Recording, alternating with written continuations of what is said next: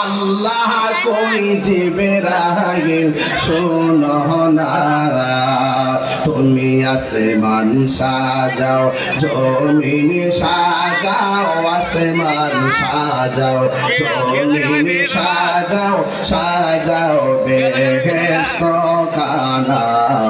ইমানদারগণ জুলুস করো না, জোরে জোরে কে আল্লাহু আকবার বলা যাবে না। ঈদ মিলাদুন নবীর মাহফিল, ঈদ মিলাদুন নবীর মাহফিল প্রথম করছেন রবানা।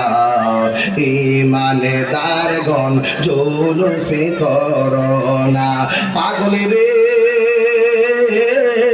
সূরা আল ইমরানে করছে ঘোষণা, আশিক রে সূরা আল ইমরানে করছেন ঘোষণা। হায়রে মিলাদুন নবীর অঙ্গীকার নিল, আল্লাহ মিলাদুন নবীর অঙ্গীকার নিল, কানার দলে দেখে না। ইমানদারগণ জুলুস করো না, জোরে জোরে কি আল্লাহু আকবার বলা যাবে না।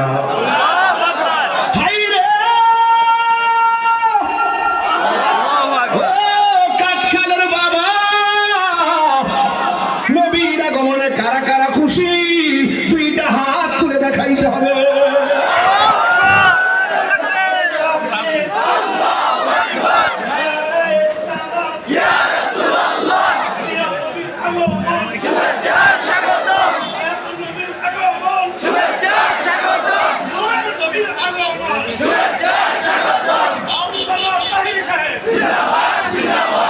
আওয়াজ করে কোন আল্লাহু আকবার, আর আওয়াজ করে কোন ইয়া রাসূলুল্লাহ। ও পৃথিবীর মানুষ, আমি একটু আপনাদের সামনে মিলাদুন নবীর কথা কেন বলছি, নাইলে হক আদায় হবে না। কারণ রবিউল আউয়ালে আপনাদের এলাকায় আমি আসতে পারবো না, এই জন্য একটু আওয়াজ করলাম। কেন আওয়াজ করছি, কেন বাবা? নবী আছে, কবরে সুখ আছে, কথা কোন ঠিক কিনা? এই কাঠখালের জমিনে গুরুস্থানের মধ্যে যান, যায়া দেখেন তাদের অবস্থা কি। কিন্তু যুবক, নবী নাই, ইবাদতের দাম। আর জোরে করে ইবাদতের দাম। নবী আমার নাই, ইবাদতের দাম। নবী আছে, ইবাদতের দাম আছে না নাই? মা আমেনা বলে, আমি শুধু মাসে মাসে শুনি নবী আসছে, নবী আসছে, নবী আসছে। আমি একদিন রাতের বেলায় বড় টেনশনের মধ্যে পড়ে গেলাম। হঠাৎ করে দেখলাম ঘরের ভিতরে একটা সবুজ রঙের পাখি, ওই গাছের কাঠখালের গাছের ডালের মধ্যে যে পাখি আছে, ওই পাখির ডানা হলো দুইটা। মা আমেনা বলেন, আমার ঘরের মধ্যে আমি যেই পাখিটা দেখলাম, ওই পাখির ডানা হলো একটা। জোরে কন্যা সুবহানাল্লাহ। ওই পাখিটার ডানা আমার গায়ের মধ্যে টাচ করলো, যেই মাত্র টাচ করেছে সাথে সাথে আমার পেরেশানি দূর হয়ে গেছে। কিছুক্ষণ পরে দেখলাম আমার ঘরের ভিতরে একটা রমণী, এই রমণীটা হলো বিশ্বের সেরা সুন্দরী। সুবহানাল্লাহ। আমার দেশের মধ্যে তো সুদর্শন পুরুষ উপস্থাপন করে, সুদর্শন পুরুষ, সব পুরুষ কি মরে গেছে না? বুড়ো ফ্ল্যাট করা পুরুষ না উপস্থাপন করা, এটা নাকি সেরা সুন্দর। এগুলো খোদার গজব কথা বলেন, ঠিক না? এটা হলো সভ্যতা থেকে মানুষ দূরে চলে যাচ্ছে, অসভ্য বর্বর উলঙ্গ হয়ে যাচ্ছে মানুষ। কথা বলেন, ঠিক কি না বলেন? মা আমেনা বলে, আমি দেখলাম সুদর্শন অনেক সুন্দর একটা নারী, যেই নারীটার নাম হলো হযরতে মা হাওয়া।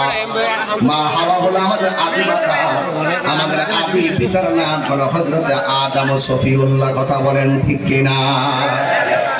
ওই মা হাওয়াকে ডাক দিয়ে বলা হয়, মা আমেনা, কেন আপনি আমার ঘরে এসেছেন? মা আমেনা ডাক দিয়ে বলে, আমি এমনিতে আসি নাই, আমার রব আমারে পাঠাইছি। কিছুক্ষণ পরে রহমাতুল আলামিন দুনিয়ার মধ্যে শুভাগমন করবেন। ওই নূরের নবীকে আমাদের জান্নাতি হাতে রিসিভ করার জন্য আমার আল্লাহ আপনার ঘরে আমাদেরকে পাঠাইয়া দিয়েছে। এই গেল এক মহিলা, নাম হলো মা হাওয়া। এই কাঠখানের মধ্যে যদি কোনো মহিলা প্রেগন্যান্সি হয়, পাশের বাড়ির মহিলা দাইমা হইয়া ঘরের ভিতরে আসে, আর আমার নবী দুনিয়ার মধ্যে আসবেন। সবসে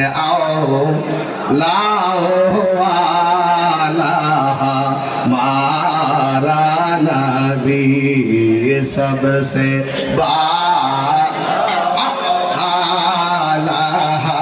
মারা নবী अपनी मौला का प्यारा हमारा नबी, अपनी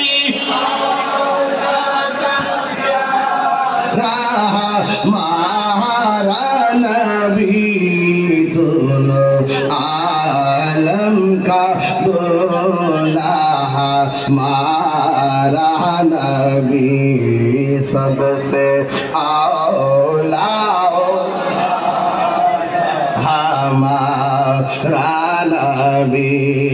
क्या खबर कितने तारे खिले चुप गए, पढ़ने दो बेना डूबा हमारा नबी सबसे औला आला हमारा नबी।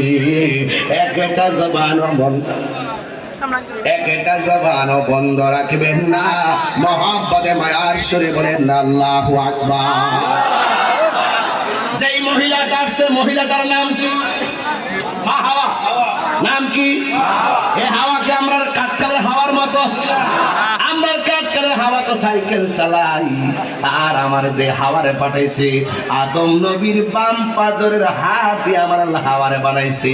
এই পৃথিবীর মধ্যে সবচাইতে সেরা সুন্দরী যার নাম হলো আমার মাতা হাওয়া। কথা বলেন ঠিক কিনা? ও আপুরি, ও যুবকের দল, এবার মা মেনা বলেন, আমি আর একটা নারী দেখলাম। ওই নারীটা হলো নির্যাতিতা একটা নারী, যার নাম হলো হযরতে আসিয়া, যার নাম হলো আসিয়া। এরপরে আর একটা নারী দেখলাম, যার নাম হলো হাজেরা। আর একটা নারী দেখলাম, যার নাম হলো হযরতে মারিয়াম। চারটা মহিলা আমার ঘরে, চতুর্দিকে নূরের পর্দা, আসমানের তারকাগুলো যেন খুলে খুলে আমার ঘরের চতুর্পাশে আমার আল্লাহ জার বাতি লাগাইয়া দিছে। এই মাহফিলে জার বাতি আছে না নাই? হ্যাঁ যুবক ভাইয়ের আমার জার বাতি লাগাইছে। নবী আমার দুনিয়াতে আসবে, এই পৃথিবীটাকে সুন্দর করে সাজাইছে কে? মা আমেনা বলেন, আমি দেখলাম চারটা মহিলা।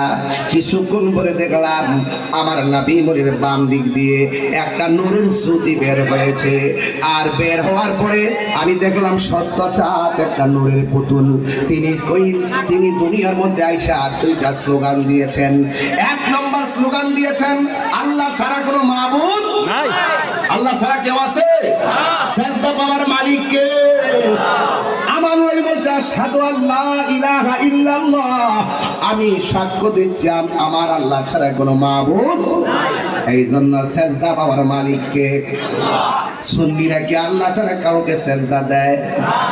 মাথা নত করে? মাজারে যায় কি সুন্নিরা মাথা নত করে?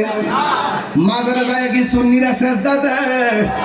যদি মাজারে যায় সুন্নিরা সেজদা না দেয়, পীরের পায়ে যদি সুন্নিরা সেজদা না দেয়, তাইলে আমাদেরকে তোমরা মাজার পূজারি বলো কেন?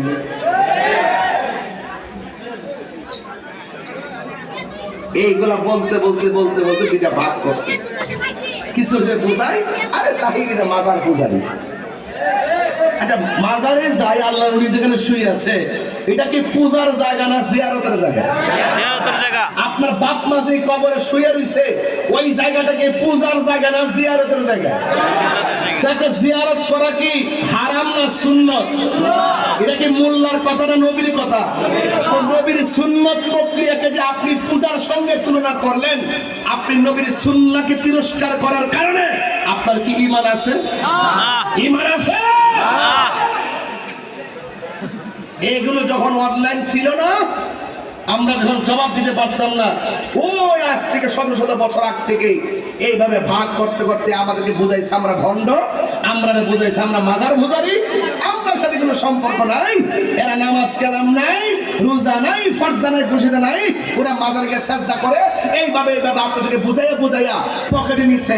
এখন যখন অনলাইনে যুগ এসে গেছে, মানুষ যখন তাহিরকে চিনা শিখে গেছে, মানুষ যখন আল্লামা সাহেব কেবলা সিরাজ থেকে হুজুর কাবলাকে হৃদয়ে ধারণ করতে শুরু করেছে, তখন ওই সমস্ত বানোয়াট কথাগুলো পায়ের নিচে চলে গেছে। কথা বলেন ঠিক?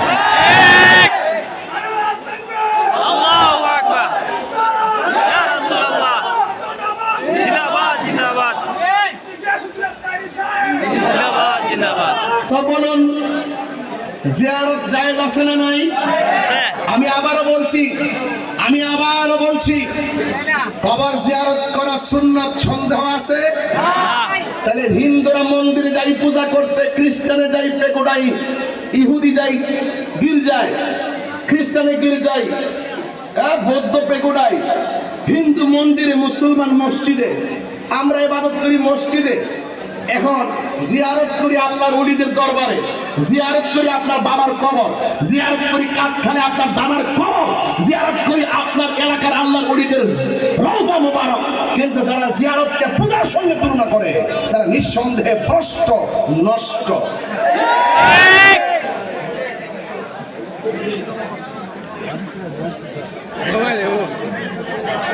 আমার কাঠখালের বাবা, এখন থেকে জিয়ারত চলবে না, বন্ধ হবে। কাহারও কথায় কান দিবেন না। আজকে যারা বড় বড় ইসলামের কথা কয়, এরা দেখবেন সব সময় কিন্তু হক কথা কয় না। এরা দেখবেন যে কোনো মুহূর্তে সিয়ারের জন্য হক কথা গোপন করে ভালো। এখন যেখানে একটা তাল যে ধরছে, অকর জান্নাতের টিকিট তো দৈনিক বিক্রি হইতেছে। কথা কোন ঠিক না বেটি?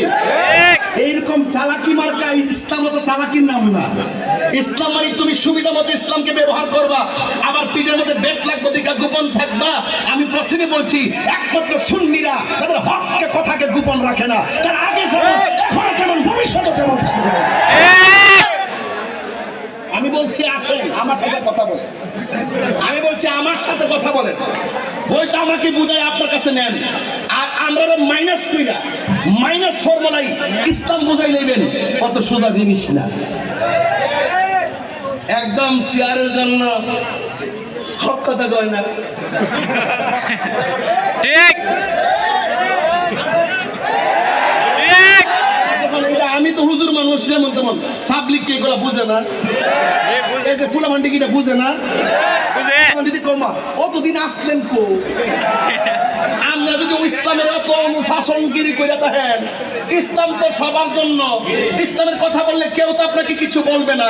তার ইসলামের কথা দিয়ে এতদিন বললেন না, এতদিন কোন গর্তে ছিলেন, কোন গুহায় ছিলেন, এখন কোথায় থেকে উড়ে আসছেন, বসছেন, কথা বলছেন। আমি না আপনারা হুজুর হিসেবে ছাড় দিলাম বলে, হ্যাঁ একটা বিপদ আছি না, এই ফুলাফান্ডিরা কেমনে বুঝাবেন আমার কাছে বলে যান। আমরা যে শুননি 53 বছর আগেও শুননি, 53 বছর পরেও শুননি, জাতীয় পার্টির আমলেও শুননি, আওয়ামী লীগের আমলেও শুননি, বিএনপির আমলেও শুননি, কিয়ামত পর্যন্ত আমরা শুননি শুননি।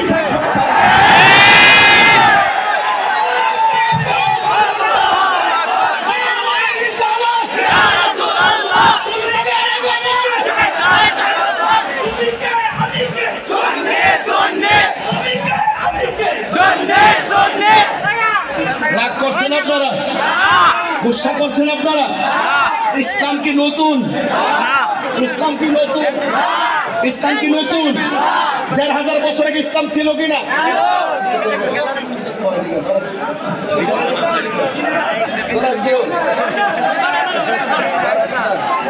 আবার আমি তো গুছাই দিয়ে যাবো, আবার আমি গুছাই দিয়ে যাবো। আমি যদি এখন কই হইলে আমার আমনে বুঝাই আনি, না হইলে আপনি বুঝাই হইল, এটা আমাদের সুন্দর কথা কি আর আছে? তাইলে যদি প্রশ্ন করি আপনি এতদিন ছিলেন কোথায়, আমি আত্মগোপন ছিলাম। কেন? আপনি একটা রাজনীতি দল করলে আপনি তখন থাকতে পারেন, এটাও হতে পারে। বিভিন্ন ঈর্ষায়, বিভিন্ন হিংসায়, প্রতিহিংসায় হতে পারে, কিন্তু ইসলামের বেলায় তো কোনো গোপন নাই।